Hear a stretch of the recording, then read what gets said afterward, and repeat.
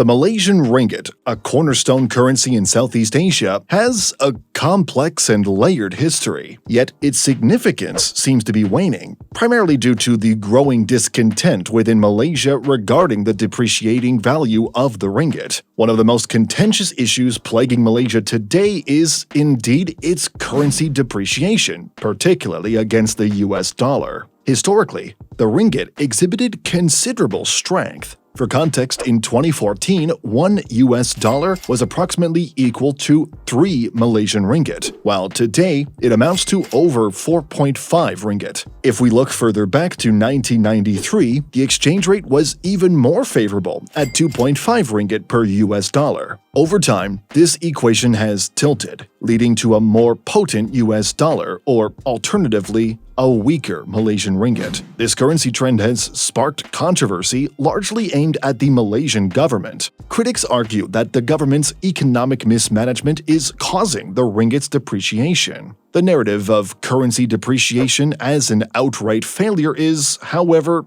too simplistic and doesn't tell the whole story. While it may seem counterintuitive, there are legitimate and robust economic arguments supporting the notion that a weaker currency can be beneficial for an economy. So before we hastily label the fall in ringgit's value as a categorical blunder, it's vital to explore these economic dimensions. Let's delve into the reasons why a depreciating currency might not be the economic catastrophe it's often portrayed to be.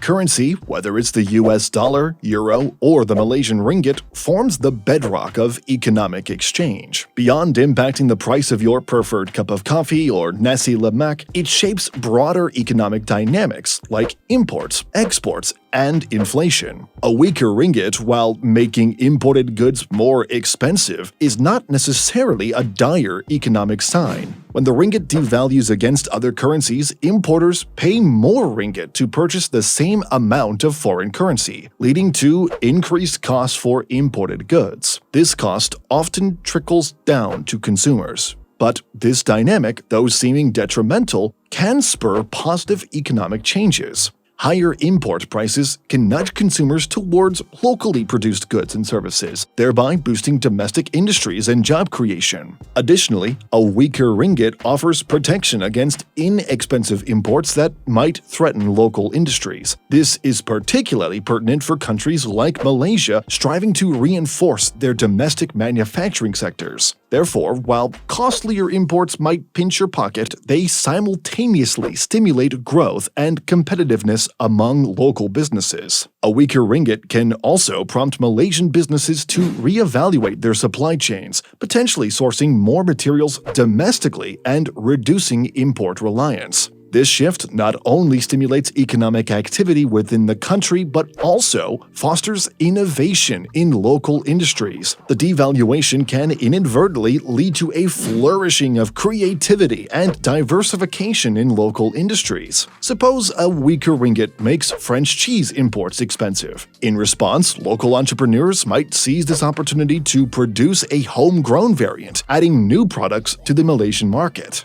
Furthermore, a weaker ringgit can shield developing or essential local industries from cheaper imports. For instance, Malaysia's agricultural sector might struggle to compete against cheaper, mass-produced imports. A devalued ringgit raises the cost of these imports, offering protection to local producers. However, it's crucial to understand that the ringgit's impact on inflation is multifaceted. Inflation isn't solely driven by import costs but also by domestic demand, labor costs, productivity, and government policies. Bank Negara Malaysia, the central bank of Malaysia, employs a variety of tools to manage inflation such as interest rates, reserve requirements, and open market operations. Lastly, while the weaker ringgit can raise prices for imported goods, this doesn't necessarily translate to higher inflation. Many goods and services are locally produced, with prices remaining unaffected or potentially even decreasing if businesses pivot to using more locally sourced inputs. Furthermore, businesses might absorb the higher cost of imports to maintain their market share, preventing consumer prices from skyrocketing. In conclusion, the relationship between a weaker ringgit, imports, and inflation is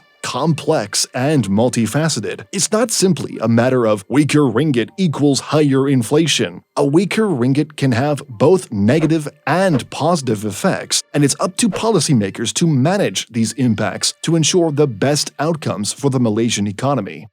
Shifting our focus to exports and remittances, we find areas where a weaker ringgit can present significant benefits. As a considerable exporter of goods, from palm oil to electronics, Malaysia stands to gain from a weaker ringgit. By lowering global market prices for these exports, the weaker ringgit can improve their competitiveness. This change can enhance export volumes, providing higher revenues for Malaysian businesses and aiding in balancing the trade deficit. Another notable benefit of a weaker ringgit lies in its effect on remittances. Millions of Malaysians working abroad send money to their families, which becomes more valuable as the ringgit weakens, thereby boosting domestic consumption and the economy. In discussing the impact of a weaker ringgit, the significance of exports cannot be overstated. Malaysia is an export-driven economy with key industries including electronics, petroleum, palm oil, rubber, and various manufacturing sectors. Consider, for instance, an international buyer in the market for palm oil. If the Malaysian ringgit weakens, this buyer can purchase more palm oil for the same amount of their currency, enhancing the attractiveness of Malaysian palm oil. This dynamic leads to increased sales and bolsters the country's export sector.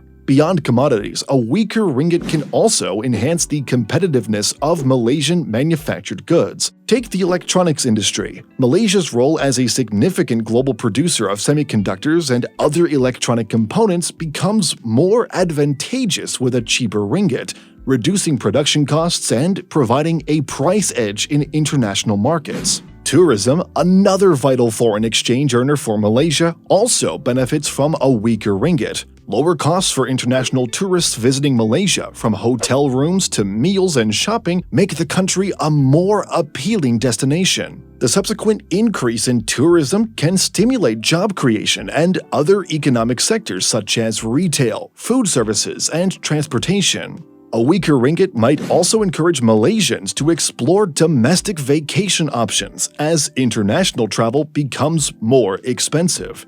This trend can further amplify domestic tourism. However, it's essential to understand that these potential benefits are not guaranteed. Various factors, including global economic conditions, demand for Malaysia's exports, and the country's competitive position in global markets, can influence export and tourism sector performance. Moreover, although a weaker ringgit can offer short-term benefits to exporters, it should not be viewed as a long-term strategy for economic growth. Instead, long-term prosperity hinges on enhancing productivity, innovation, and competitiveness. Consequently, Malaysia's continued investment in education, technology, and infrastructure is crucial, regardless of currency fluctuations. In economic terms, the strength or weakness of a currency refers to its value compared to other currencies. When people talk about a weaker ringgit, they're saying that you need more ringgit to buy a given amount of another currency.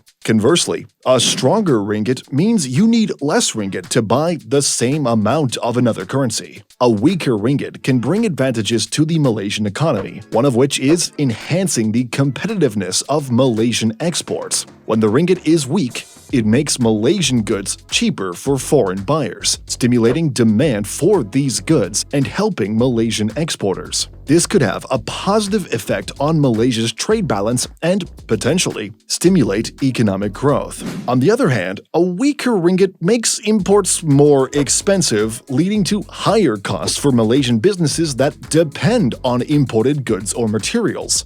Additionally, for Malaysian consumers, a weaker ringgit can impact living standards. As for a stronger ringgit, it reduces the cost of imports, potentially leading to lower inflation. However, a strong ringgit can also make Malaysia's exports more expensive and less competitive on the global market, which could have a negative impact on export-oriented industries. The Malaysian Central Bank, Bank Negara Malaysia, has the role of ensuring that the ringgit's value doesn't fluctuate fluctuate too wildly, causing instability. It has several tools at its disposal to manage the value of the ringgit. These include adjusting interest rates, controlling the money supply, and directly intervening in foreign exchange markets. It's important to note that Bank Negara Malaysia aims for a stable ringgit rather than targeting a specific strong or weak value. This is because extreme levels in either direction can disrupt the economy. Stability, on the other hand, allows businesses and households to make financial decisions with a degree of predictability.